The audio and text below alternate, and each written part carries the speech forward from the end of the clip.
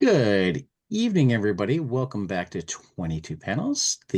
My guests tonight are Fred Van Lente, the much acclaimed author of many, many, many comics, but today we're here to talk some more about the future is, and a publisher of REKCAH Comics, Adam Freeman. Last time you brought your editor, now you're bringing your publisher. Next time you'll bring the big guys, and the time I'm after that we're gonna have what? God? I I can't. mean, I'm out of friends. So it's only The friends. it'll be Joe next time. Adam, if Joe doesn't want to do it. So it's No, you you know brought what? Joe last time. I well mean, I'm exactly. I'm But if I'm Joe happy doesn't to want to do have it, him. Yeah. Although I will say we have a deep bench of really talented pros on this project. I feel like you could That's what you I'm could keep saying. going for a while, you know? true. That's my idea. Well, and we've had to reschedule a couple of times because like real work keeps getting in the way. But like when I met you, I met Ashley, who's like one of the actual hackers from Yeah, and she's planning on coming on. We that's just right. like she works for a living and How has Yeah, dare children, you? and like we just that's we'll right. get This there. was that was at C2E2. Yeah, It we did that. was. We did that panel about hacking in comics. We talked about Mhm. the future is, and like legitimately how much of this has been influenced by these real world cybersecurity professionals who legitimately keep us safe. I mean, we're talking like these people are on the front lines of saving civilization. Like they are incredible. They are superheroes. Yes, Truthfully, truthfully. I agree. Yeah. So, you're doing your second Kickstarter now, with issues 2 through 7, and I'm gonna right up front bring to attention what I think is the coolest element of it, which is that like at every tier that costs $25 and more, you will reach out to the comic shop of the backer's choice and get them $25 in store credit, which is like the coolest thing I've ever seen in a Kickstarter. So the first question is like whose idea was it? And applaud them. And Listen, and then I just like go ahead, please. Yeah. I was gonna say hats off to you, but also like I mean to first talk glowingly about comic shops. I'm certain that both of you can do it, but then talk about how it's also a brilliant marketing strategy because it really is. Well, thank you. I think the one thing that we have in comics, in the comics industry, the one thing we have in common is these beautiful places in every community where comics and the community itself comes together. They are this incredible piece of our culture that is incredibly resilient. I'm using the word incredible a lot, but I it was about to say, it did you truly watch The does Incredibles earlier today? it truly does defy belief how resilient these stores are. Our company, Prana Direct Market Solutions, we work a lot in tracking the data around our comics industry, and I can tell you that as far as brick and mortars sectors go, the comic shop, the direct market comic book shop, is unique in that there has not been a change plus or minus 4% in the store count in the last 20 years. It is they Wow. are this stable thing in an environment where brick and mortar as a general rule has gone away. Our strip malls are now all services. They're kung fu studios and hair salons, but the Restaurants. restaurants, right? They are these beautiful places that continue to be community centers and are focused around this art form that we love so much. And so when we got involved with REKCAH, the REKCAH really was the brainchild of a man named Jason Blanchard, who is their head of like content and community and marketing. And when I met Jason, he was running a comic book store. So, and so was I actually to that point. But when we really started digging in, all of this was born in a van that Fred and I and Jason and Joe Keating, who's been on the show, and Deb Wrigley. huh? Deb Wrigley. Deb Wrigley. Oh, thank you. I was going up on her last name. Deb, like we all crammed ourselves into a van and went from Baltimore down to Tampa, Florida, and stopped at a bunch of shops along the way and did appearances. We did it. We did a hack fest. We did all of this stuff to promote the book. And during that period, we really dug in. We got a chance to really kind of talk out. So as to whose idea it was, I don't actually know, because the van itself kind of came up with these ideas. And So what model and year of van Blame it on the was it that you van. got out there? We gotta like we gotta get more of those out on the road. very true. I think it was a Sienna. I think we were in a Toyota Sienna. It was large. It was a big one. Yes, it was a. I mean, it would have been so much cooler if you'd said like a 1972 VW bus. But I'll take a Sienna. It was a big. It was a mid 70s. It had a camper top, a Joe Jusko painting on the side, and it was anyway, yeah, it was a really beautiful experience of people that really should have gotten on each other's nerves more than we did, and we all just kind of came at it from a love of comics and a love of comic shops, and we really thought, all right, how do we use this as a way to support both? And so far so good. We're over 200% over our goal, and that's I think 48 hours in, something like that. So yeah. 200% of your goal? No, I mean almost. I guess your way more goal. than that. No, your goal was $1,337. Yeah, we're 20x our goal right now. Yeah, I was supposed to say you're at $27,182. Yeah. I was backer too. Accomplishments. I was backer too. I would have been one, but I was working. Number 2. Hello. Bullet. Thank you, Tad, for jumping in there. I would have been one, but I was working, and I got distracted in the middle of. We made our ask apparently in 2.5 minutes. So Yes. Yeah, 2.5 minutes. You were quick if you were number 2. So That's no, right. do not apologize about your prompt. Yeah, when I started, you had 0. Well, when I finished, even though it gave me the credit for being 2, when I finished, you were funded. Yeah. Right. We talk about community and a lot in this project because they are Black Hills Information Security is the parent company of REKCAH Publishing. They really do lean into community, and the community showed up, both the comics community and the cybersecurity community. They really did show up for this. And it's wonderful. Tad, I have to ask though, where are you going to spend your $25? Where's your local comic shop? That'll be Dreamland Comics in Libertyville, Illinois. I love it. Dreamland. Yeah, right on, man. Excellent. Yeah. Well, I can't look Alex forward to Ross may still go there from time to time. I haven't bumped into him yet, but he's been a customer there since before anybody knew who he was. So I have a story. It's a podcast, so we get a chance to tell stories, right? Absolutely. That's what we're here for.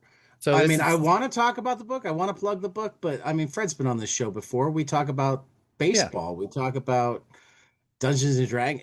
We talk about whatever we wind up talking about. True. Well, I mean, it's going to sound like a name droppy story, so I apologize. I as somebody who always feels like I'm name dropping and like not doing it on purpose, they're just like my friends and guests now. I don't even think of it that way. So my friends Paul Dini and Misty Lee were getting married. Isn't it fun to say things like my friend Baldini? It doesn't get old, lovely. does it?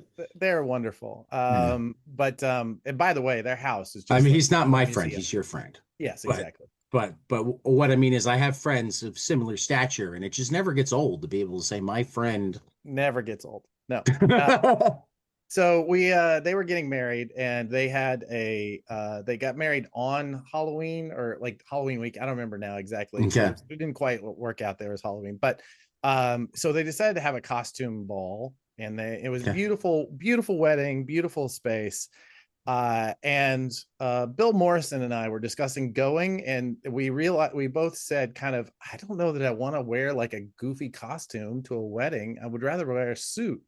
And he said, I have a Green Hornet costume ready to go. Like I've got the suit, I've got the mask, I've got everything. And I'm like, oh, I should do something like that. And so I settled in on the Spirit, which I had a nice blue suit. I just had to hunt down a mask and a fedora, and I was set, right? And so I did. I went and found, they didn't quite match, but it was enough. It's a costume party. Who cares, right? And I get there and I'm seated, sitting there with my at the time little infant who is now in his 20s. And he was it was dressed as Baby Yoda. This was before Baby Yoda was a thing, but we had him in a little Yoda costume. And we're sitting there at the wedding, and this guy right in front of me who is, I mean, when I say he's dressed as the Spirit, I mean he looks like the action figure that Graffiti Designs did. Like legit. Like this, everything is the same color. The dude is built like a fucking triangle. Can I curse? I'm sorry. He's built like a triangle. He is just, Wait a minute, you dropped the fuck right after I said okay, you could curse. He's built like a fucking triangle. That's right? better. Just all shoulders. Did you check to make sure that he did, or in this case, did not have the most important part of a Spirit costume? Which was? No socks. I did not. Oh, it was always the joke about the Spirit was Eisner never bothered to give him socks. See, where were you? Where were you this low these 20 years ago or so? Anyway, and I'm like sitting there like I was feeling proud of my costume, but this guy showed me up, and I'm talking to him like, this costume is amazing. And he goes, yeah, I actually had a costume designer, and I showed him the Graffiti Designs action figure. I'm like, great. Here I am. Now I feel like I look like a schmuck. I thought it looked great. Now I look like a schmuck. And so fast forward, that was October. The following July, I'm at the Eisners in San Diego, and I'm sitting there in the audience, and Paul and Misty get up to present. And they talk about how they had a wedding, a costume ball wedding, and how everybody showed up in costume. And they start listing off the people who were there. And they said, and Alex Ross was there dressed as the Spirit. And so the whole time I'm talking to this guy like, you jerk. And it's Alex Ross. And I think that's the only time I've ever talked to him. So there you go. For a moment, that's great. You didn't forget about the other guy, and you're like, I'm not Alex Ross. That's great. Adam Freeman. How do you think I'm Alex Ross? In a weird way, though, I was going to do this off the air, but it's going to be more fun to do it on the air and find out if we just added a new co-host. Yeah, Fred's met Tyler, but Phil is now an official co-host. And while he wasn't able to come tonight, he did ask me to tell Fred that Fred, you had as a stretch goal or as a added thing on a Kickstarter many years ago, breakfast with you for some sort of yes, I'm pretty sure we did that for the first King Kirby Kickstarter. Yeah, that sounds right. So there was one of those that was paid for and never redeemed. Okay. And that's because right not after giving the money back. No, he doesn't want the money back. He doesn't even want the breakfast. He just I mean, I told him he should ask for the breakfast as he's ever in New York, but that's the problem. It was right after like it was finished that he like embarrassingly realized, oh, wait a minute. I live in Nashville. How am I gonna collect this breakfast from Fred? Go to New York to have breakfast. So he's too embarrassed to even give you the information to ask for it. Pull strings with whoever it is that runs the Nashville Comic Con. Yeah, we're gonna get Fred there so he can collect on that breakfast. We're gonna make that happen. I figured we'd. That was the other reason I wanted to put it into your ear. But like, yeah.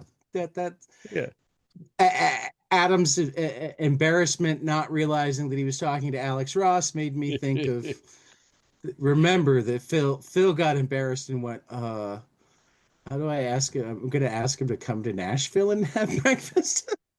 How does this work? I'd be like, I'd appreciate the invitation. I I might be limited in my ability to take them up on it, but you know, Yeah. it's the thought that counts. Yeah. We have bench co-hosts that live in the New York area, so sometime I might just try to arrange for Phil to go visit one of them, and then you guys can go somewhere in Brooklyn. There you go. There you go. Well, let me know. Maybe I Um, can show up. I'll come yeah, I was into. about to say I might go with him, and we can all have breakfast together. Yeah, I love it. Um, but yeah, so I mean, I love that about this shop. I love it when the comics community supports each other. That's like the other thing that like our other co-host Tyler is actually opening a shop in Laverne, Minnesota, which is one of the Right reasons that on. he's not here tonight, is that he's going nuts building bookshelves and getting licenses together and Well, you um should reach out and let us know if he has any. There are any challenges that can be helped with. We are always on board to well try and help. I will definitely do that, and for that matter, um I mean, he's gonna be probably one of the 10 or 12 closest shops to Black Hills. I mean, he'll still be 9 hours away, but he's just over the Minnesota border Fair from enough. South Dakota. Well, there you go. There you go. He Yeah. was just vacationing in the Black Hills. You do have to you usually have to transfer at the Minneapolis airport when you are flying to That's true. This is what uh I'm saying. city, Though which he's is like 3 hours from Minneapolis, so Yeah. because he's just over this. I met Tyler because my wife is from Sioux Falls, and they worked together 20 some odd years ago and stayed. So she's known him way longer than I have.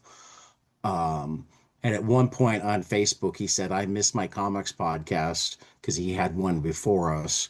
Is there anybody out there that wants to podcast? I emailed immediately and said, "Have you thought about my friend?" I'd been a guest on his previous show. I got a phone call, and this is like the 697th recording, something like that, in 4 years. Chad, So, can I in our sure. podcast, I always say if you say the word beep, it shows up in the transcript and lets us know we need to edit something out. Are you is your recording local? Because you are still kind of choppy. I just don't know I'm if it's still coming. going. Yeah. No, it's going to go into the cloud, and we'll see how it shows up. We're decidedly lo-fi. Um, and nobody's complained about it yet, but we don't have a huge audience. Maybe we'll worry about it more later. I've worried about it in that I'm going to go back to having an actual wire come into my house than the AT&T 5G that worked really well for 3 years and now not so Yeah. much. Yeah, you kind of have to. Yeah, it sucks. Yeah. Um, I actually just well, ripped it, well, my landlines down because yeah. my Wi-Fi had improved so much. Well, and that's the real annoying part. We have one wire option and like four wireless options. But Oh the wow. four wireless options, the one that we have was good. It was the best for a long time, and now it's shaky. And the other three we haven't even heard good things about. And the wired one is, well, I mean, it works well, but their customer service is crap, Mm. which is why I won't name them. They're famous for their lousy customer service, though. So Oh famous they well. changed their name a few years ago and still Wow. remained famous for their lousy customer service. Mhm. But that's not what we normally have in the comic book industry. We'll pivot back. Like I Yeah, said, yeah, I yeah. love the way I love the way. I mean, one of the things that we were talking, I mean, because obviously we've been talking about comic shops a lot more as Tyler opens his. But one of the things that we all love is that like so few of them are even in competition with their nearest other comic shops. It's like they're aware that they're not trying to take a bigger part of the existing pie. They're trying to bake a bigger pie. Yeah. If they don't have something, they'll say, "Oh, well, but let me call my buddy the next town over with his shop." Yeah. And that's much You more know, common than anybody realizes. Also, it's I think it's a misunderstanding on the part of many comic shop retailers who believe that they are in competition with each other, because all the data I see says that right. when a comic shop goes away, something like 60% of the sales that are generated by that store also go away. What that says to me Right. is that most of the people who shop at comic shops are, number one, they're a fan of the shop first, right? They're a fan of Mhm. that experience, more so than they are, even the product. So I always think that whenever I hear about shops that are like overly competitive with each other, I'm like, you're missing the point. The point is, like, you just do Totally the missing the point. job you or can, right? Right. Yeah. I know of at least two like informal um rings of shops that like will swap graphic novels around. They'll keep lists and they get together in like a chat room at the end of every month and who needs, I need this. Does anybody have it? I need this. Does anybody have it? Yeah, You exactly. know, Exactly. Yeah. We're all in this um, together. I think so. Yeah. Because among other things, I mean, and this goes back to why we founded the podcast and why part of our tagline is to elevate the medium of comics. It's the only medium that anybody says, "Oh, I don't like that medium." Nobody says, "I don't like moving pictures." Nobody Yeah. says, I don't like written words." They might Well, say, "I don't like mystery novels." Well, yeah, okay. They do say, "I don't like reading," but I'm a high school teacher. I know, but but Yeah. but like Twitter is reading. I Yeah. didn't say That's a it good was good point. reading, but it's written words. Yeah, that's true. That's very true. like TikTok is bigger. Well, yeah, but that's moving pictures. Right. As opposed to, maybe my point was lost. Fair enough. Aha! Gotcha. um, so I Uh, always think aren't people who don't like comics. They're people who don't realize that they like comics or don't realize that the comics that they like have more like them. So it's just a matter yeah. of like finding those more people, not Well, and I think there's all these different markets, like yeah. um the people who have the Wednesday habit, God bless them, they keep us all in business, aren't necessarily the same people who are on Webtoon. Yep. Uh not the same people. Like, I think I've just noticed there's a very vibrant just Kickstarter people who just make comics Hmm. on Kickstarter, and people just buy comics on Kickstarter who never step There foot. is. There is. Having done, as you know, Tad, my nonfiction comics forever, Yep. uh, starting out with Action Philosophers, which is up for the Ringo Award for Best Humor Comic this year. So if you've not yet voted Oh, for those and you're nice. listening to this and you're a comics professional, go ahead and do so. I realize if I want to win one of these rewards, I should probably shamelessly promote myself. Uh, And if you're philosophy- listening to this and you're a philosophy teacher, I had a couple of kids who used it as their study tool to get A's in their philosophy, their advanced credit. I forget if it was an AP class. I don't remember if there's AP philosophy or not because I'm a special ed teacher. I don't think about AP, even though I help lots of people with their AP classes. So I don't remember if it was AP or just advanced philosophy, but like it was one of the prestigious classes at a prestigious high school, and they weren't willing to take it home because you'd signed it for me, and they were kind of in awe of that. Aw. But they were in the study skills room on a regular basis, like I gotta learn about. I'll send a copy for the room that's not signed. So There you go. take it home as much Yeah, as long as they bring it back. Anyway, the yeah. reason I bring that up is because one of the things I found I last think summer. we finally got it in the library, Fred. Oh, good. There you go. Yeah. Last summer I did a Mhm. Kickstarter for Game Masters, which was the book Yep, that Tyler and I did about the history of role playing games. And I have that over there somewhere. Oh, lovely. And thank you for your support. You know, doing the nonfiction stuff about a variety of topics, whether it's philosophy or history or I did a book in basketball with Joe Cooper that Random House put out. It's much easier to give someone who is into comics a book about philosophy or role-playing games than it is to find someone who is into role-playing games and philosophy and give them a comic if they are not already. Oh, there you go, Adam. Yeah, One of the Adam's got one too. army. We appreciate it. So I definitely think there's a literacy there where there's some people, which is a long-winded way of saying I think that the Venn diagram of comic book retailers and Kickstarter and Webtoon and everything else, it's all people who like comics, and I think that that there's no reason to sort of exclude any of these circles from anything else. It's all one big happy, well, not always happy, one big family. Dysfunctional family. And I think and slowly it gets bigger. I mean, I remember getting really excited one day when I was at Barnes and Noble and found March, not with the comics, but with the history books. Yeah. We started Action Philosophers in 2003, and that was a big struggle. We had the big struggle of like, they're putting it in the humor. I mean, don't listen to this Ringo Awards nominee. But they always put put next to Garfield in the humor section. We were like, probably should be in the philosophy section, even though we are funny. Bones about that. Yeah.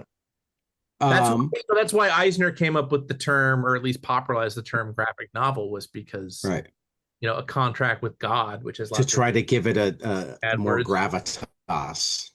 Well, and he wanted to be in the literature section. He didn't want to be stuck with Bloom County. Nothing against Bloom County, but it's just a different animal. Which is also amazing. Yeah.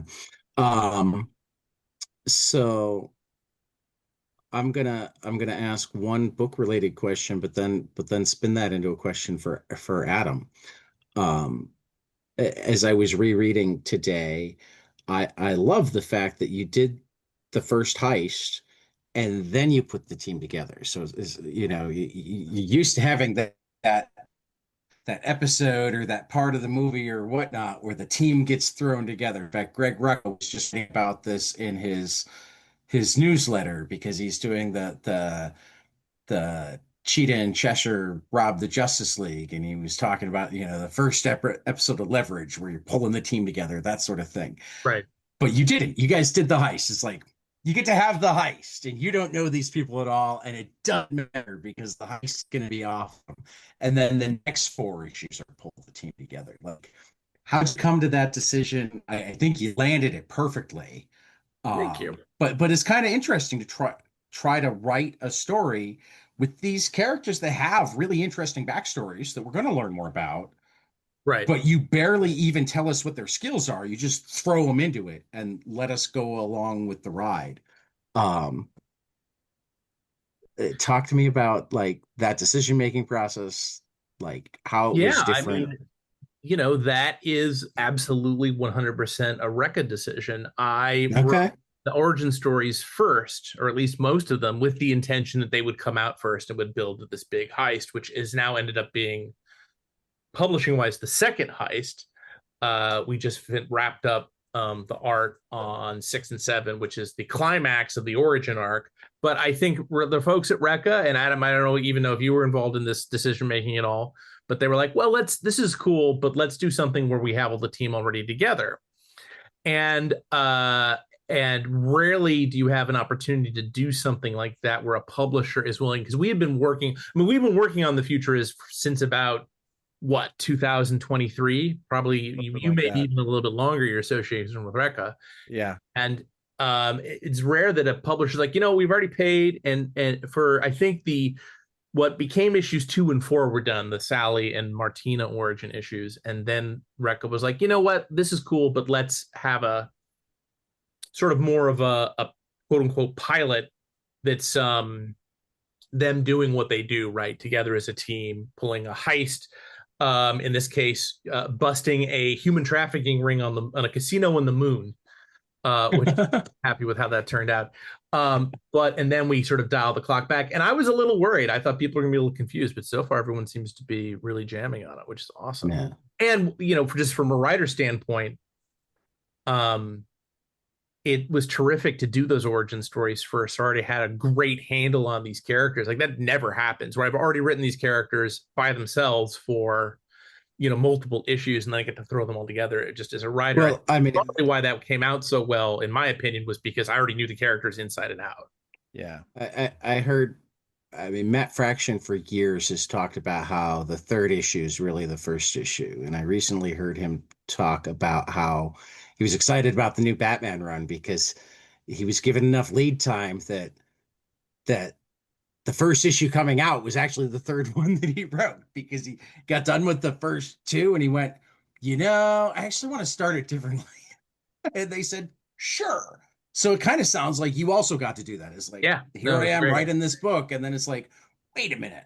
What if we did this? And that's, I mean, that Um, is basically how it came together. As I mean, not only does it takes Fred a minute to learn who these characters are, but it also, like, it takes our artist on every other origin story and on that first issue, Inio Buffy. I think he is an incredible artist, but like I feel like he like just I think because he was able to do the origin stories that he did first, he understood the world better and he no, understood the characters better. And if you go back and you look at what is now issue number 2, which could have been issue number 1, he was still working those kinks out, I think, in some ways, right. and we all were, right? I And I remember very clearly reading the script to what is now issue 1, and suddenly I think because I had like kind of lived in this world, I was immediately feeling for these characters. Like they immediately, they're the yeah, jeopardy for them, like it hit me. And like when Sally sees what she does on the dark spot of the moon, right? I just felt for her, and when Martina is dealing with what she's dealing, like something about getting to know those characters a little better for all of us became it just became more real. And he's Fred's absolutely right. It comes out of the REKCAH team's determination to do a 60 issue run. Like we were committed Which to I love. 5 years I of love monthly that. comics. And Love that. not It's only like, did they commit to that, they called the shot. They're like letting us do what we need to do in order right. to get it done. But like when we got through with that issue 1, which very well could have been 5 issues all by itself, they said, "How about we just make that a single issue?" Right. That's I mean, you're Yeah. eating up 5 months of lead time. You've just added basically 4 issues to the 60 issue And Fred's run. like, thanks. I thought I had some lead time, and now yeah. But I had so much material amassed, though it really was not that big of a deal. that's good. yeah, And That's for the good. result. I suddenly had a flash. It's at Cartoon Crossroads last year. Somebody asked Chip Zdarsky about the Joker Year One story, and he said that it was essentially like he wanted to give his regular artist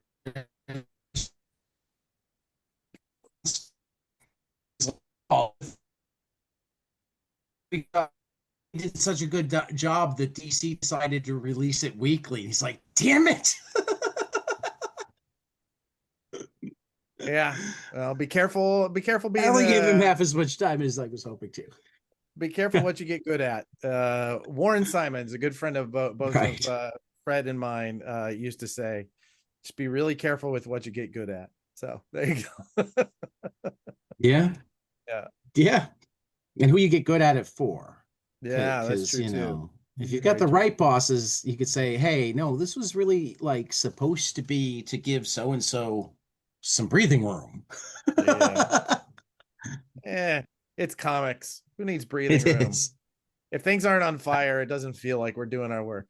Well, and that actually leads me nicely to my spinoff question at the back of the first issue, where in the back matter, it kind of sounds like Adam, you got to be the one that put together this crew. So talk to me about putting together your crew for I mean, this. I mean, talk to me about how it's. I mean, I've heard the origin from Joe and Fred, but it sounds like you were there even earlier. So talk to me about how this crazy ass 60 issues, 5-year commitment came about to begin with? And then like, Well, how do you go from somebody we having that idea and convincing you that they have the money and the will to do it to like doing it? well, I think it all goes, as we mentioned earlier, it all goes back to Jason Blanchard, who was a retailer, and I met him when he was a retailer, and convinced was doing a panel on why this new thing called Facebook is a place where you should market your comic shop. And he and I became very I friendly. remember when Facebook was a new thing. Yeah. Well, we're all old I got now. my account when you still had to have an EDU. That's right. There you go. Um, so I've known Jason for a long time. He ended up working for DC for a little bit, and then he worked at Diamond running Free Comic Book Day for a while, and then moved into cybersecurity. And he and I remained friends the entire time. He comes to me working in this new company, and he says, I want to make promotional comics for our classes. We do these they do these classes on cybersecurity, and they wanted to do zines with comics in. He said, would you help me? And I said, sure. I mean, I'll consult. And so I think consulting is some of the work that I do, and basically just teaching people how to make comics and how to sell them in our Right. market. And that was really where it began. He hired Joe Keating. I knew Joe vaguely. He and I kind of crossed paths several times when he was in marketing for Image. And we are we're all pros, so we all kind of bump into each other. Then anyway, so they finally said, listen, we want to start REKCAH publishing. We want to start REKCAH Comics. We want your help in putting this together. And so I honestly, the first step for me was Fred. I was looking around at who the writers were that I felt comfortable in working with. And Fred, of all of them, understands. I think he absorbs information and makes it his own, right? And at the time we were talking about doing real life stories about hackers. Like we were talking about doing real life heist stories about these people whose legit jobs are breaking into banks. Like that's their job. Right. Um, Yeah. and legally, I just want to put that out there. They're not actual thieves. But they were regaling us with these stories. And so I brought in Fred. I said, listen, this is the guy. And there was a lot of conversation back and forth. Fred brought in an editor, incredibly talented, driven guy named Nate Cosby. Nate, God bless him, is running, I don't know, 30 or so Disney books at Dynamite right now. So I think once we realized we were going to be at this for 5 years, and we were all going to be mad people like at it, he went, I love this project, but I'm going to have to step away. But before he did, he brought in Studio Arancia, who is an art agent, Italian art agents, and they brought us to Ennio Buffi and our colorist whose name I'm going completely up on. Fred, help me out. Andrea Maloney and Yes. Mario. They brought in some really incredibly talented people. We ended up working. They had worked with Taylor Esposito on other projects, and I knew Taylor from working with him at other publishers for lettering. And listen, if there's an unsung hero of comics, it is the letterer. We've had, I think, 5 different letterers on the show. I totally agree with you. Yeah, I mean, the letterer and the production designer, those are two roles that if you fill them, it elevates the entire experience. Yes. And they do an incredible job of, I always liken it to sound design in a low budget film, right? If the sound design is right, you're willing to overlook all sorts of bad cinematography. Oh yeah. And the bad acting almost is forgiven when the sound design is great. So anyway, So we brought them in. Very early on, we brought in an incredibly talented designer named Ryan Hughes. Ryan Okay. has done the logos of, well, he did the REKCAH logo, and he did the Future Is logo, Right. and trade dress. He also is responsible for, probably 2/3 of your favorite comics logos. He's an Yeah. incredible talent, incredibly No, he's talented. another guy that I need to talk to sometime. So, 100%. you're free to This hook me guy. up or bring him the next time, whatever. You got it. Fascinating dude. Fascinating man. Because there are a couple of jobs that I haven't gotten to talk to yet You'll that get are there. like major jobs, and it's designer and like assistant. I've got a couple of people's assistants that I keep giving a hard time. Assistant I'm like, editors. I want to no, just assistants. I've had assistant Oh, editors. I've had editors, but like, it gets to a point where certain people have. It's like I have too much writing to do. I need somebody else to book my podcasts and make certain I'm where I need to be, when I need to be there, and remind true. me what I'm supposed to be doing today. Yeah, And 100%. sometimes they're online assistants, and sometimes they're in-person assistants, and Yeah. Oh, yeah, absolutely. And if you know the right one, you know how to get to somebody, right. right? It's yeah, Oh yeah. very true. But yeah, so it was really just I liken it to just knowing who your people are, even if you've never worked with them, right? There are just certain people that you see their work and you go, oh, you're one of us, right? And this particular project really required people who were both passionate about comics and making really great comics, and not just, I mean, this really could have been like a, what we call corporate comics, right? Or custom comics, where Right. you have Toyota decides they want to do a comic book about the new Sienna, and it ends up feeling like an advertorial. This really could have ended up being that, but instead they made the decision to like really work with pros and really focus on making sure everyone understood that the goal at the end of the day was to make great comics, and that the selling of their company, the selling of their services, the promoting of cybersecurity, it was almost secondary. In fact, John Strand, who is the owner of Black Hills Information Security, who is the parent company of REKCAH, he gave us two mandates. He said, we need to make great comics, and the reader is the hero of the story. And we really have, I think, in many ways, we have hit those marks. I think Fred has worked incredibly well with our team, and giving them places to add in what are called CTFs. They're called, it just Right. stands for capture the flag, which are these puzzles that hackers give each other to kind of hone their craft and teach everybody new skills. And they're just puzzles. They're just codes. I was actually about to that leads perfectly to what was going to be one of my later questions. Have either of you done any of the CTFs yet? No.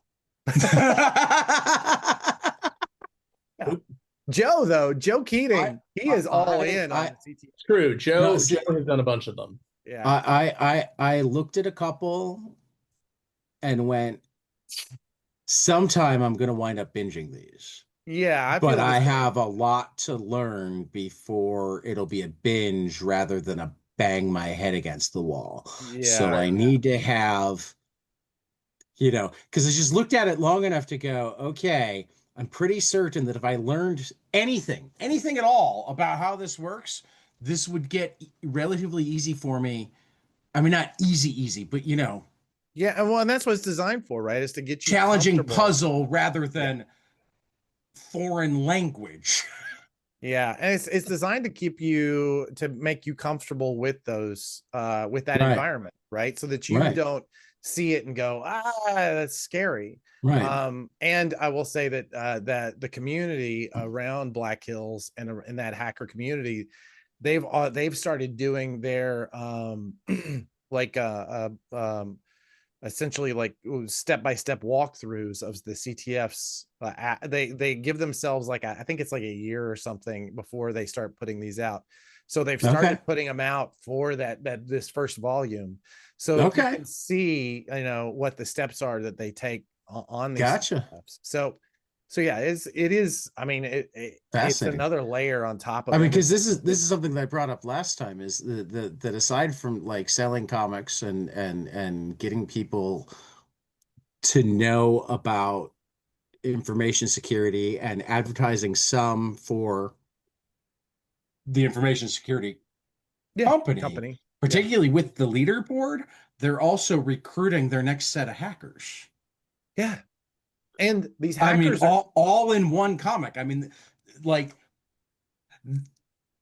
Fred knows this already, because he got the gushing email the second I heard about it, going, Fred, I need to talk to you about this because yeah.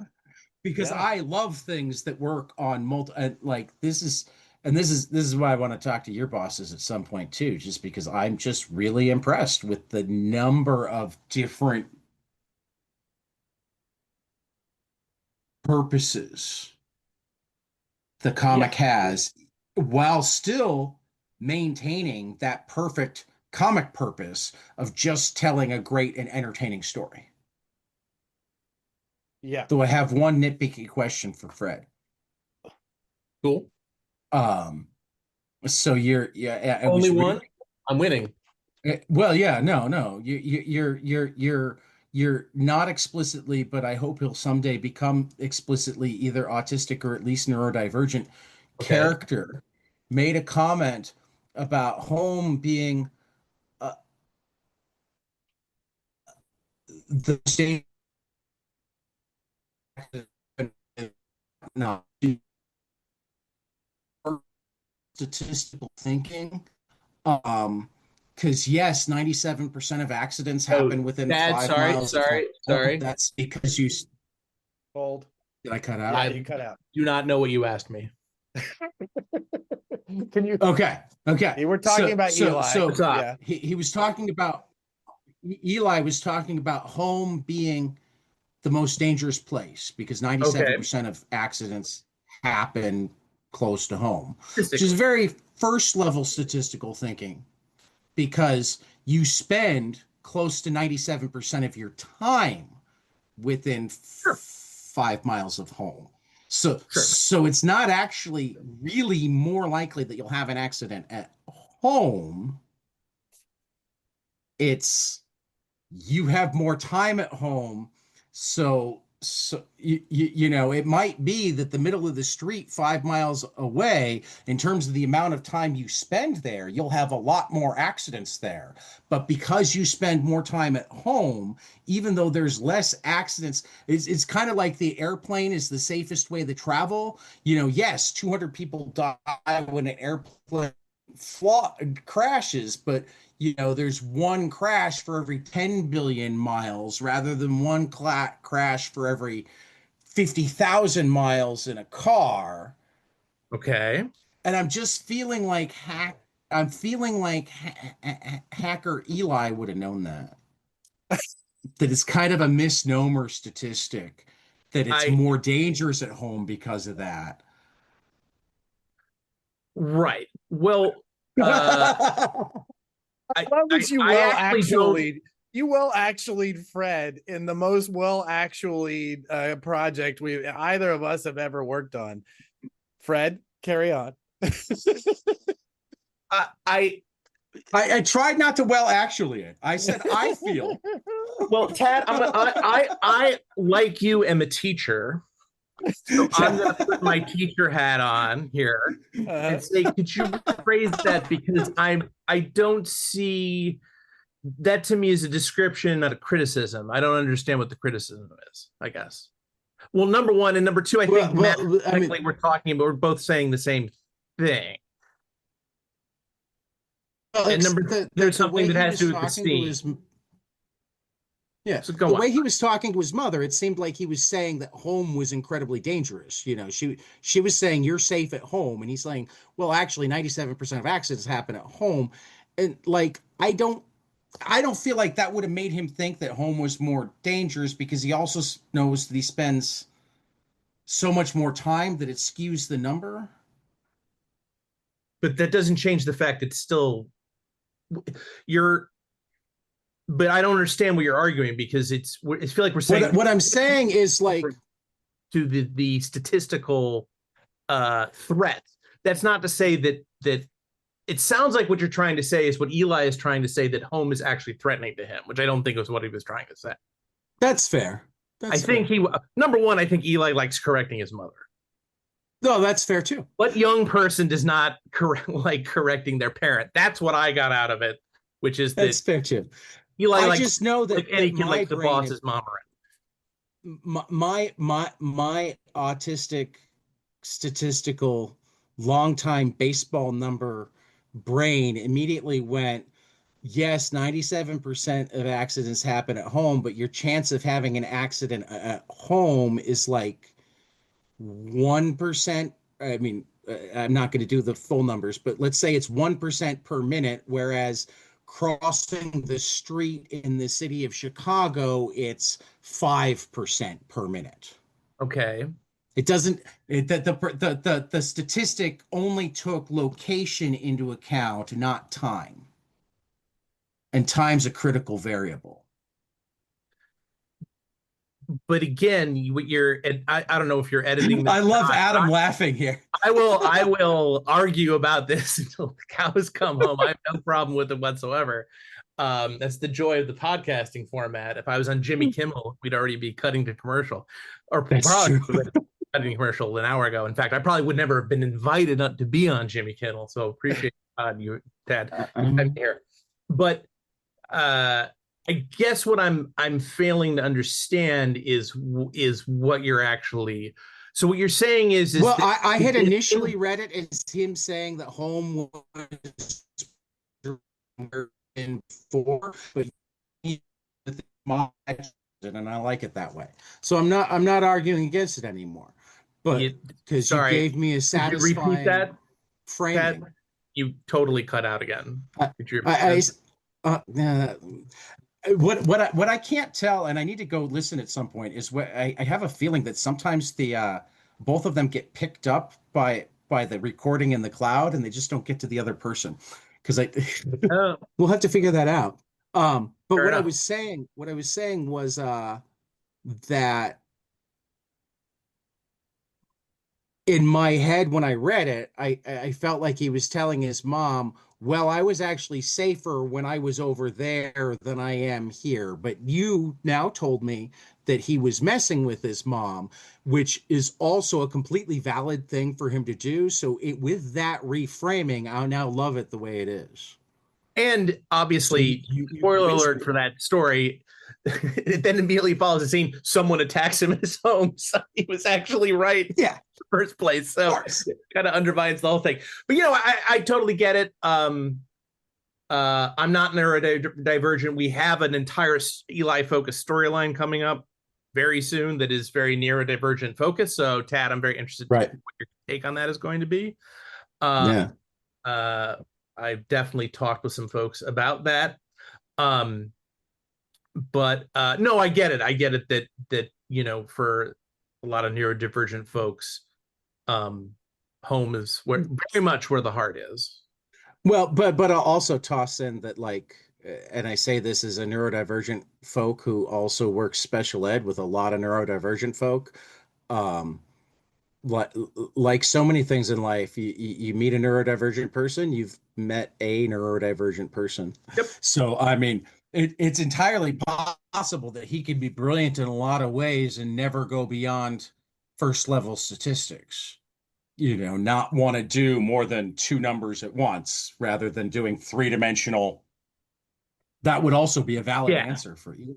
Yeah, no, fair enough. No, to me, it's the larger point of that scene is, and the larger point you nailed, is Eli fucking with his mom.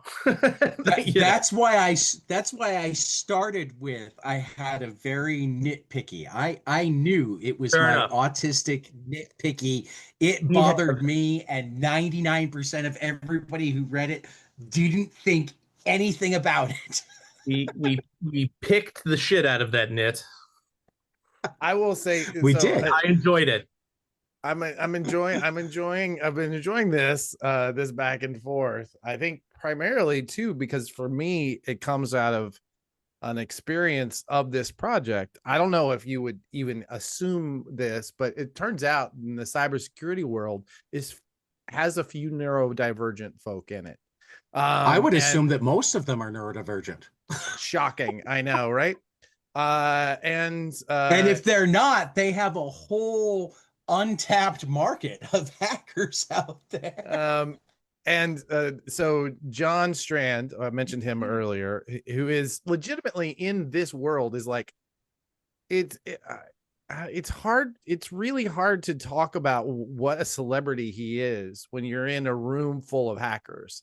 Like the guy walks through the room and you would think it was Beyonce. It's like Fred at a Comic-Con. It's seriously 100%. I mean, Fred has a poster with his face on it. Seriously, come on. And I didn't make that poster. I got it from another place. What?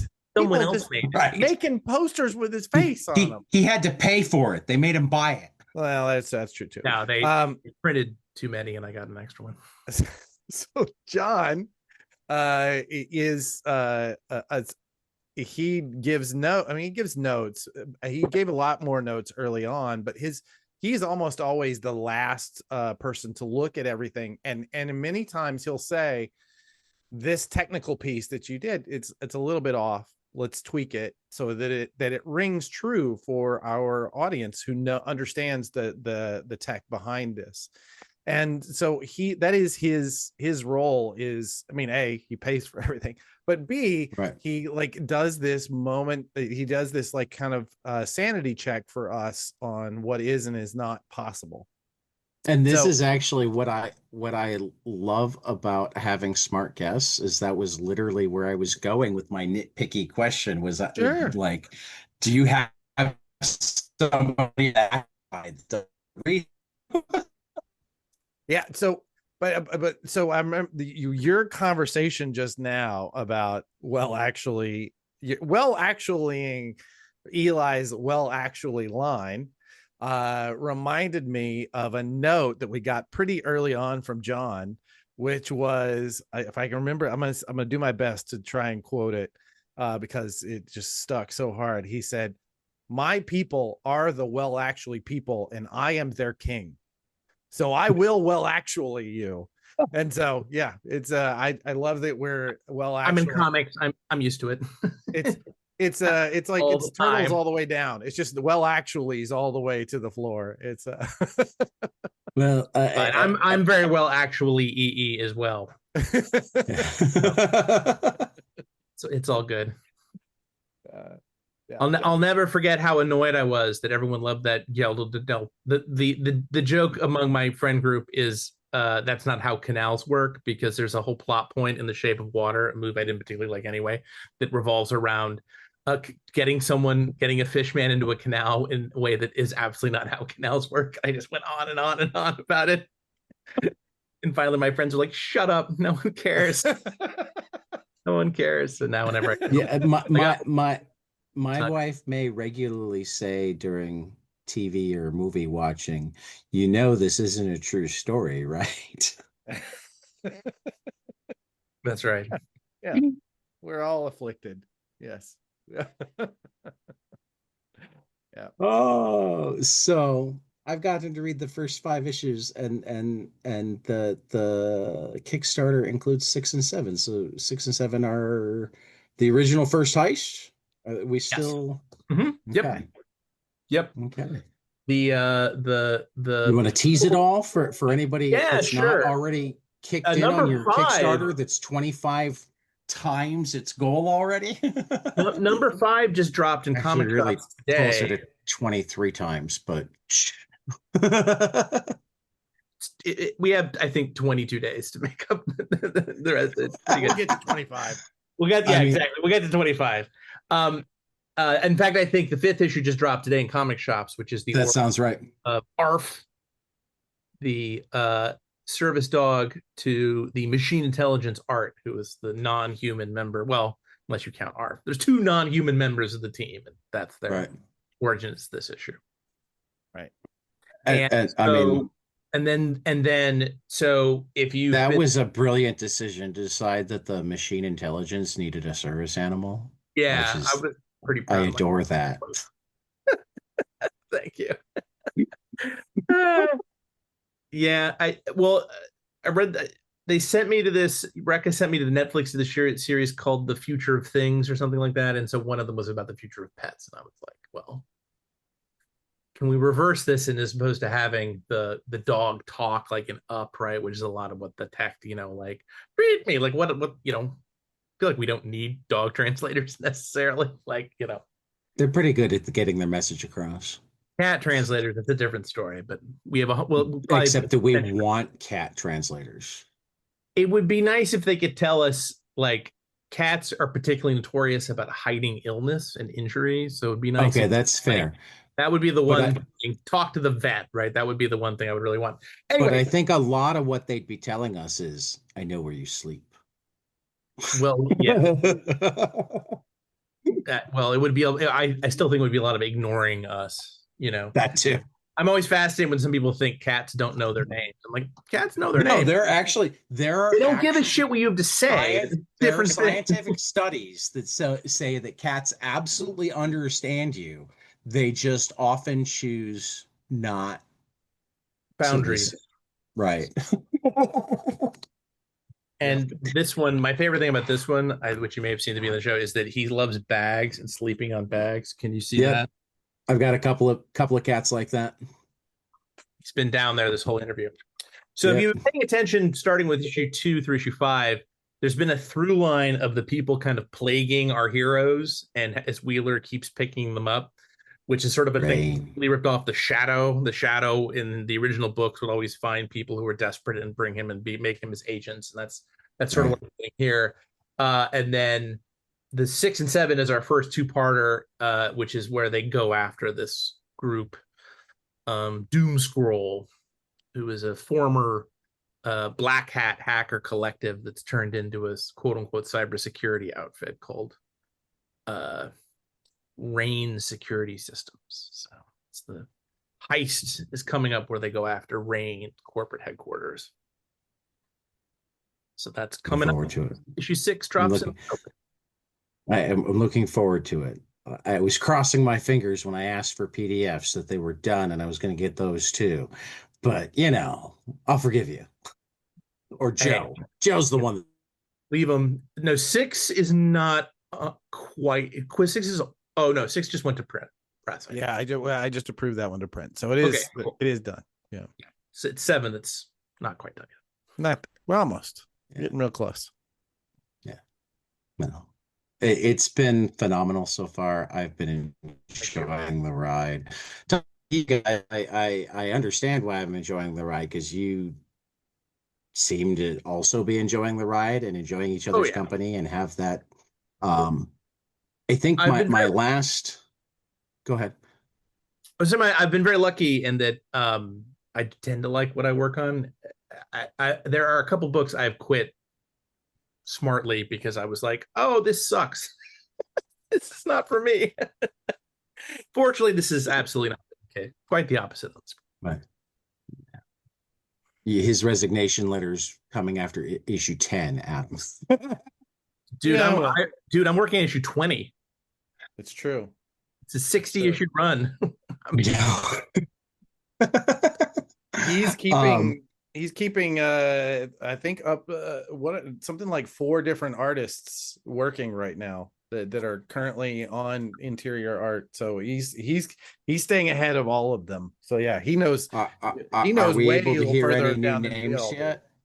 What's that? Are we able to hear any new names yet? I don't think so.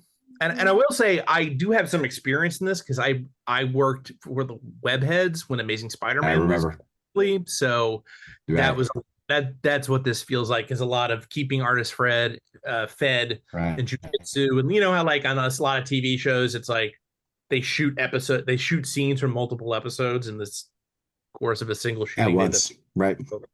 Right. All right. My last book related question. and this is more of an artist question, but since I've got the two of you, it's got to be kind of your response to it. Um, it seems to me that one of the harder things to portray visually really well is crazy ass future shit that's also near enough future shit that it has to be really believable. Where you can't just throw out all rules of everything that we do now, Mhm. Right. but you still, and I feel like that's something, whether it's Wheeler's visor or the holographic images and whatnot. I feel like that's something that you've really done well so far. What went into decision making on how you were gonna portray some of these near futurist concepts? Well, the future is based. I think whenever you're doing a fictional world like this, it's smart to just kind of have one basic kind of like standard thing. And for us, it's the AR, it's the augmented reality. And very early on, the off mentioned and rightfully so, Jason Blanchard gave me a book called Super Sight, which is a book about augmented reality. If you don't know what augmented reality is, if you've ever played Pokemon Go, that is augmented reality. It's just, virtual stuff. It's not virtual reality and that you're going into like a Tron, like, second world, but there is a second world sort of layered over our first world. And so that's, and a lot of that was something that Ennio Buffy had to play with, which what was supposed to be the first issue, which was really became the second issue, the Martina issue. And he did a really great job of just right off the bat designing this really kind of not just visually interesting world, but a visually intuitive world. So the reader's looking at the images and isn't completely lost. Yeah, and it was a challenge in working with Ennio and working with the colorist. I think the colorist really did a lot of that lift Yeah. of how do we talk about something, that layer of reality on top of reality, right? How do we talk about that layer of information that we're all going to be interacting with? And I think that in many ways getting that right was an early challenge. And I think also one of the things that I think Fred is doing an amazing job at is beginning to blend what is reality and what is not, what is that, where that AR starts to become reality, right? It is no longer just the visual scroll I see on top of your face, or like, like right now, if you do two thumbs up and, something, balloons or something fall down the ceiling from the Zoom, like it, at some point that becomes your reality, that becomes what you're dealing with. And I think Fred is doing an amazing job of integrating that into some of the scenes, and allowing the artist to begin like kind of blurring those lines for the characters. There is that, but also I think that one of the remarkable things about this experience is, as he said earlier, we started this project in 2022, right? When was it when did we go to that basement of Anyone Comics, Fred? When was I that? think it was 23. I think you spoke to me about it in Baltimore in the 22. fall of Yeah. 22. So I think Yeah. you were on it on 22. My participation was just kind of speculative at that point. Right. So, I know mean, that basement. yeah. I'm sorry Okay. that they have had to move now. Yeah, I know. I used to have an I office in visited that that basement. basement. Did you? Yeah. Yeah. I had an office there, which is why we were able to use it. And because that was my local comic shop before I moved. But I say all of this to say that like during that period, they said, here's what we think the future is going to look like. Right. You're going to have this information in front of your eyes, and you're going to be able to see, when I look at Fred, I'm going to be able to see not only his name, but also there's going to be a layer of information of metadata that chases Fred around. Right. And if I really want to hack with you, if I really want to fuck with you, I can make sure I can change what it is that you see about Fred. Right. And so so much of what they told us and what that super site and other things that we were able to even develop on top of that. I mean, we've developed nomenclature that who knows, it might end up becoming the actual nomenclature of this reality, because we are kind of participating in that, has become true. Right. So, I mean, when we started, I think that, when we said, well, people are going to interact with AR in their glasses or in neural implants, everybody's like, what, like Google goggles? That was a joke. Now it is not a joke. Like, there are people legitimately walking around the world with this sort of information on their eyeballs. Right. Well, and like slightly different, but similarly, like Apple announced yesterday that there's now a translation mode in the Yeah. new AirPods. I mean, It picks up it's developing at the very air and quickly. translates into your ear. Right. We keep Mhm. talking about how the future is like, 30, 50 or whatever years in the future. We haven't really defined that for a very specific reason, which is the future is catching up to us, even Right. though we're only 6 issues in, Right. So it's this project has been it's been an interesting, for me as well, experience, in that it is kind of preparing you for what the world is going to feel like in our lifetimes. Like, Right. the world is going to shift dramatically in our lifetimes, and this is the kind of thing that they're going to be dealing with. And these are people that we're working with, very serious people who are preparing for that reality. So it's fascinating. So also, Fred, don't be Greg Rucka and write the blueprint for the takeover of the world, please. As we're reading, as Lazarus has become almost history rather than past and future. Well, I mean, we'll find out, right? Or if you're Not gonna very do true. it, make it a happy one. Well, Well, it is. as Tolstoy said, happy people make for bad drama. That's the problem with the That's dramatist. true. It's I true. create conflict. I Yeah, don't solve it. I know. But we're not really So creating a dystopian world, right? If you look at the world that the future lives in, if it's not a bad place to live, right? We haven't really created like this horrible environment that is, yeah, I mean, in many ways it's going to be kind of I mean, fun. unless you're one of the volunteers to work on the moon. Or, you have to give over your body to personal shopping in order to pay the Right. bills while you're asleep, Right. right? But we have bad actors now, right? I mean, we have. I That's mean, my you're never point. gonna, like, That's my there's point, no Fred. Don't give them ideas. there. So we If you just want finished a to, reread of Lazarus, and I gave Greg a little bit of a hard time when we talked to him. I'm like, Greg, it's such a beautiful book, but I also feel like you gave them ideas. I have to say that utopias are just as fictional and implausible as And dystopia. If you want a world without suffering, crawl back into the womb. Would be my strong suggestion for you. See if your mom is a man. Yeah. I think that at its best, There's some sort of happy medium, isn't there? well, I think I so. And mean, I at its think that's life. I think you're living it right now.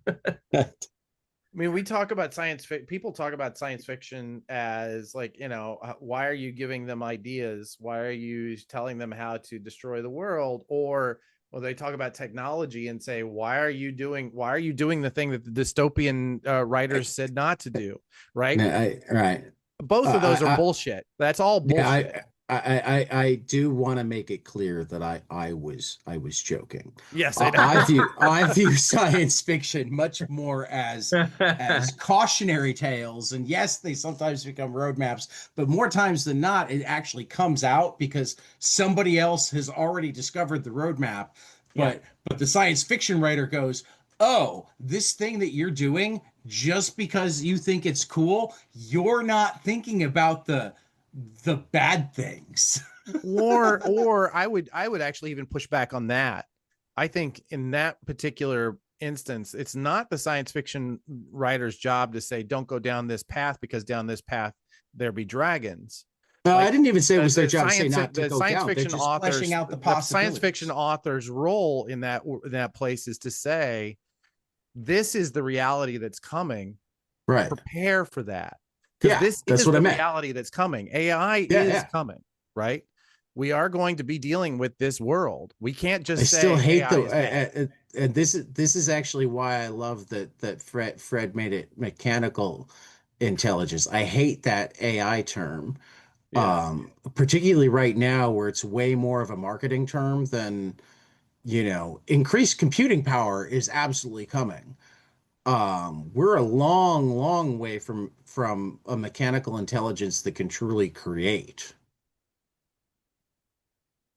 Yeah, I mean, those of us who lived through the .com era see Echo. I definitely feel like Um, it's. and for that matter, one of the things I Remember that laugh when they used to about, slap "I" on the front of everything? That was the other right?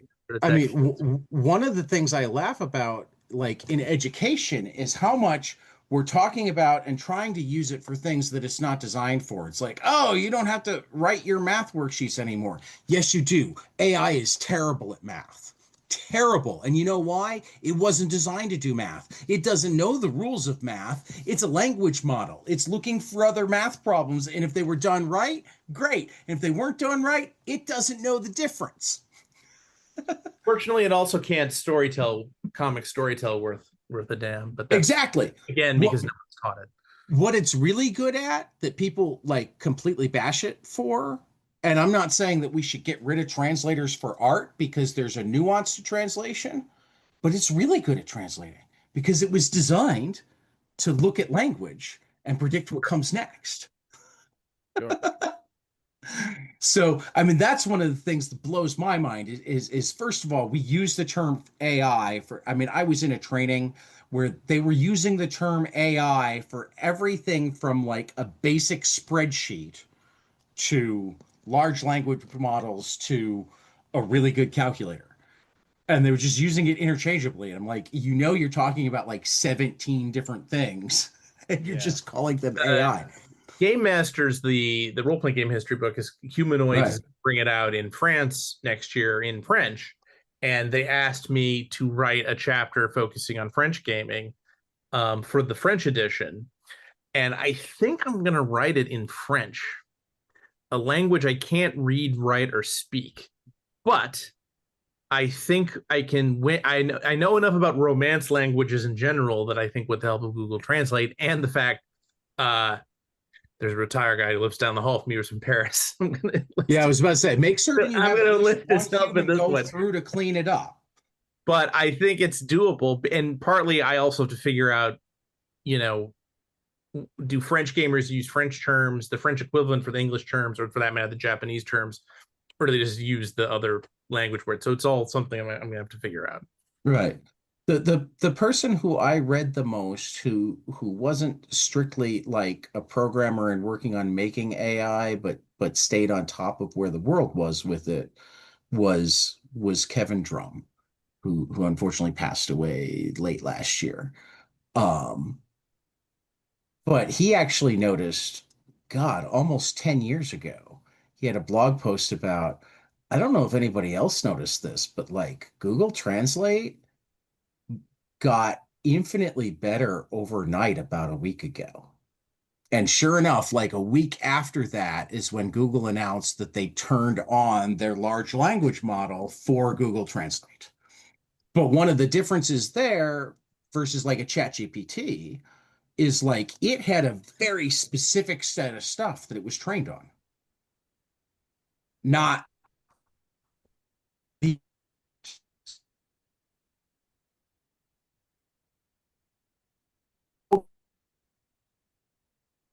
and of large language models that are based exclusively on Westlaw.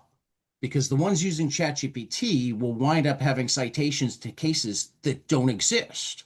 Whereas the ones that only trained it on the actual cases, it becomes a valuable tool for searching through thousands of pages worth of documents, But we're at this weird time where it's like, oh, it'll just do everything. And it's like, no, you need to understand what it does to be able to. It's like I'm going to give you a hammer and not tell you what it's for, and say it can do anything you want. No. But that's my soapbox. So I'm going to get off it and I'm going to ask, Adam, two quick questions, then we'll move on to my favorite closing question that Okay. Fred's had to answer multiple times, but Okay, he great. can answer it again anyway.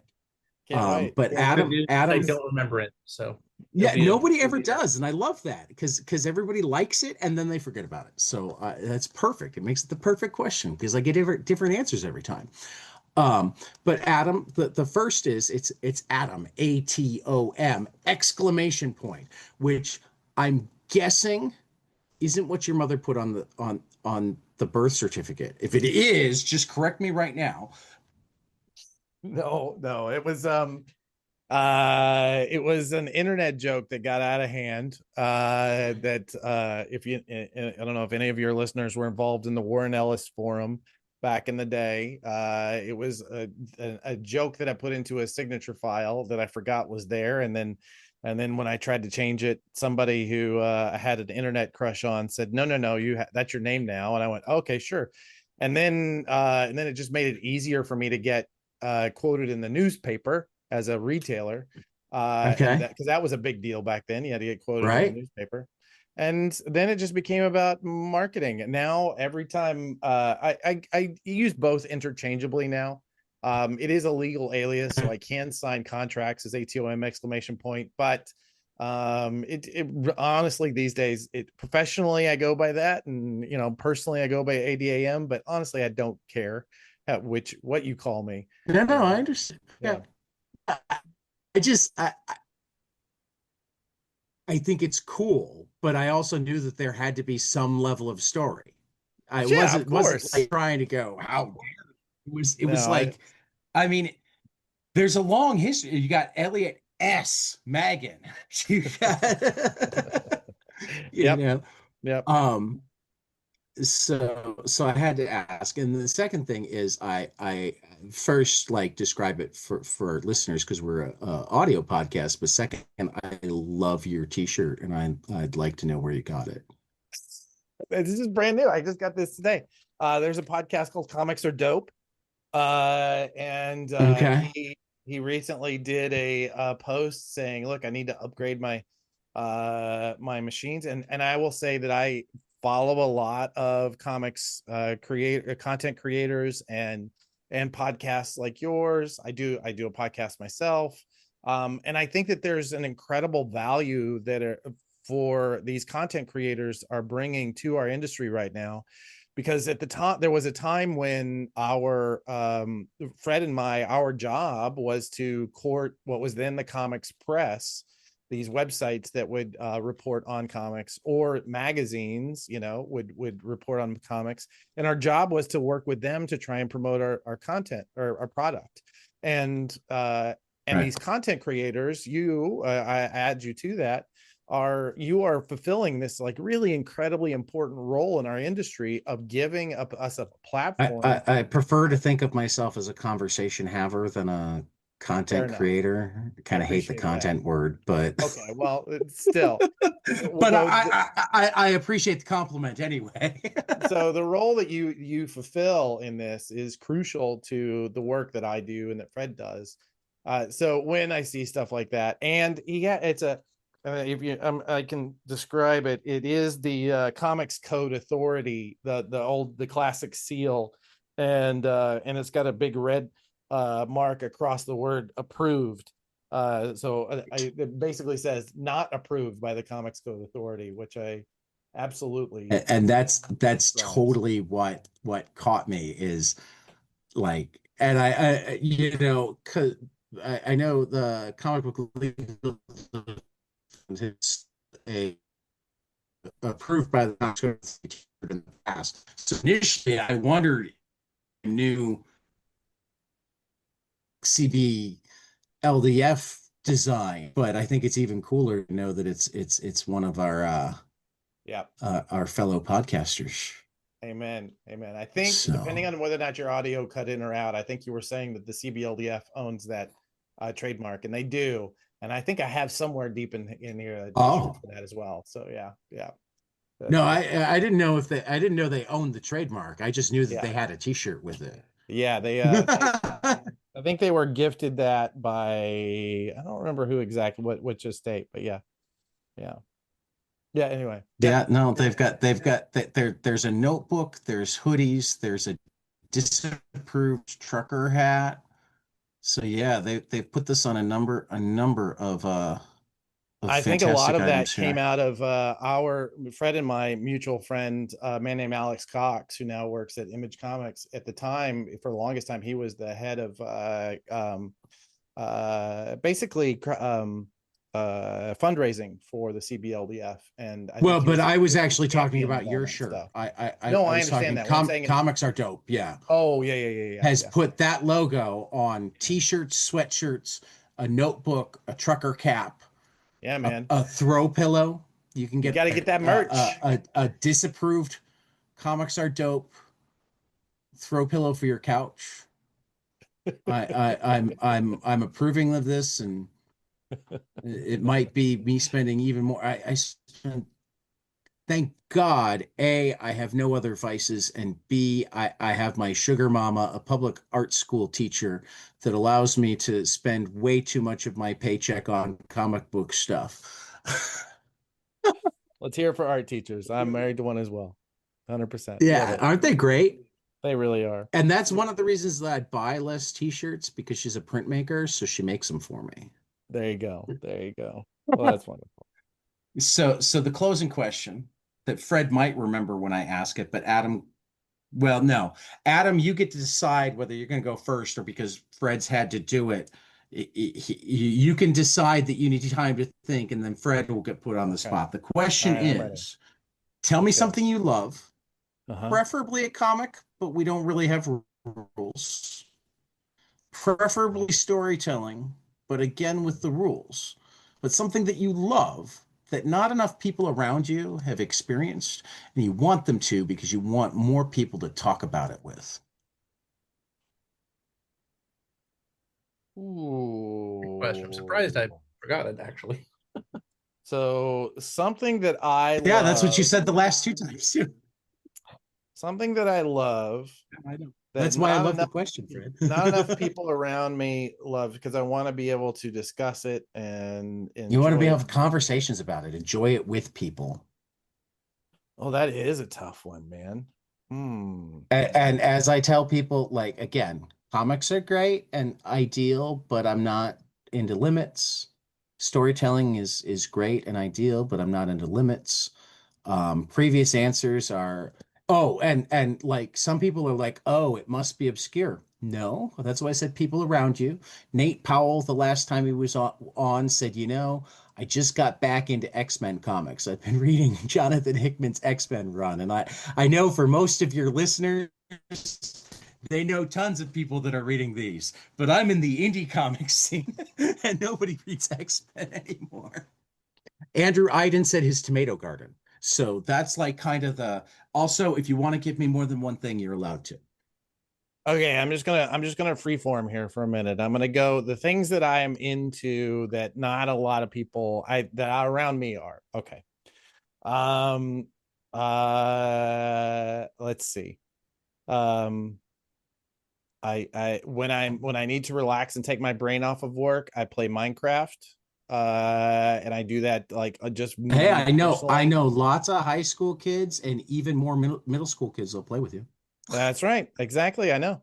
Something about the dig, dig, dig, build, build, build, dig, dig, dig, build, build, build that I find to be very relaxing. I love yoga. So I am always down to talk about yoga for hours if you really want to dig into that. I've taken up I might hit you up on that sometime just let's because I want to go. learn more. Let's go. My company, Prana Direct Market Solutions. Prana is a word that comes out of the yogic traditions. I've really gotten into organic gardening, so I'm also doing a lot of building with bamboo because this property that I'm on has bamboo that has been overrun, and I have to clear it. But also, it's a great building material, so I've gotten really nerdy about I how do you bend and how do you flatten and how do you bind bamboo. I think it's fascinating. Oh gosh. I have a I've deep heard it's also good for making paper in a more yes, sustainable way. yes, yes. The fiber's in a very strong, really great for Right. paper. To take it back to a nerdy thing, you talked about Lazarus earlier. My son's name is Lazarus, but it wasn't based on the REKCAH comic. It was based on Lazarus Long, who's a character from Robert Heinlein. I've read several of those novels that I've read enough times that I know that every time I bring him up around Fred, he's like, yeah, I read them. It was not that great. And that's okay. I love them. Well, I actually read the one. The Moon is a Harsh Mistress to right. prepare for the first issue of The Future Is, what became the first issue of The Future Is. And I am deeply nerdy about the comics industry and the history of the comics industry. So you see all these boxes behind me. About half of them are just old magazines and trade magazines. I just pulled out for reference from a conversation earlier today. This is Comics and Games Retailer magazine that nice. I love this stuff. My office is decorated by old point of purchase displays that for stuff that happens in comic shops. I'm deeply nerdy about comic shops. So I think then sometime I'm gonna have to drag you back to talk about that too. Let's go. Because I get nerdy about that sometime too, but I'm too much the polyglot, so I don't get as deep into a lot of things because I have too many things that I want to get deep in and not enough time. To quote Robert Heinlein, specialization is for insects. You're doing fine. There you go. How's that? I love it. Okay. You did great. Awesome. Fred, do you have another answer? I don't know what you answered last time. I don't remember what he answered last time either.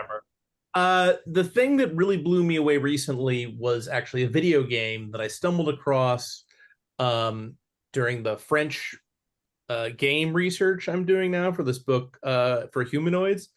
Right. And I just finished this. It's by Obsidian, who are the people who made Outer Worlds, and their most famous game is Fallout New Vegas and a bunch of other terrific stuff. It's called Pentiment. It is really neat. It's a storytelling game set in 16th century Bavaria with an art style that is the illustrations from medieval woodcuts and Gustave Doré and illuminated manuscripts. Nice. A side-scrolling 2D murder mystery. But calling it murder mystery is somewhat reductive. It takes place over a quarter century. It's all set in the same town where there's mysterious goings on, and it's just terrifically well done. It's the sort of thing you're like, why did a major gaming company give them money to do this? Because it's pretty profound and fantastic. I got it on Xbox Game Pass. I'm pretty sure you can get it on Steam. Yeah, I'm looking at it on Steam right now. It's a great indie game. It's fantastic.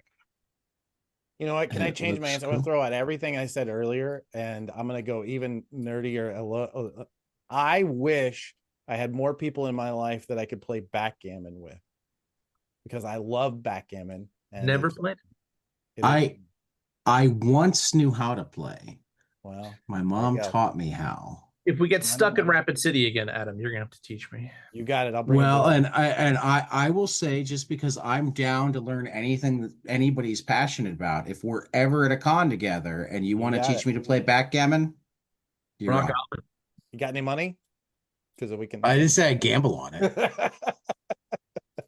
It's the old joke about. Okay, did you miss to play poker? Do you have any money? Did you miss the part where I said my sugar mama is a public school art teacher? Yeah, no, I get you. Awesome, Tad. This was fun. It's a blast. I love talking comics. I love talking to Fred. I now love talking to Adam.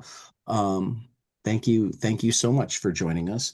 And for 22 panels, this has been Fred Van Lente and Adam Freeman. We will see you after the next page. Don't forget to like and subscribe.